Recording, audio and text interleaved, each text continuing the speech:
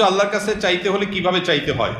অনেকেই আছে নির্দিষ্ট করে নাম উল্লেখ করে কিছু চায়, যেমন আল্লাহ আমাকে এই চাকরিটাই দেন, আমাকে ওই মেয়েটার সাথেই বিয়ে দিয়ে দেন, বা আমাকে ওই বিশ্ববিদ্যালয়ে চান্স পাইয়ে দেন। আমার প্রশ্ন হলো, কিছু চাওয়ার সঠিক পদ্ধতি কি? দেখেন, এটা ভুল পদ্ধতি। আপনি আল্লাহর কাছে আপনার চাওয়াকে এতটা ফিক্স করে দিবেন না। নবী করিম সাল্লাল্লাহু আলাইহি সাল্লাম দোয়া শিক্ষা দিয়েছেন সাহাবীদেরকে, আল্লাহুম্মা ইন্নী আসআলুকাল আফিয়াতা ফিদ দুনিয়া ওয়াল আখিরা। মানে কি? আল্লাহ আপনার কাছে দুনিয়া এবং আখিরাত উভয় জগতে কি চাই? শান্তি চাই।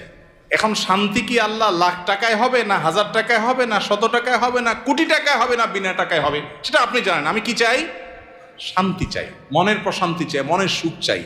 এই জিনিসটা আপনি আমাকে কিভাবে দিবেন আপনি জানেন। আমার শান্তিটা দরকার। আমার শান্তির জন্য যদি কোটি টাকা দরকার হয় তো কোটি টাকা দেন, কি লাগবে সেটা আপনি জানেন। কিন্তু আমি কি চাই?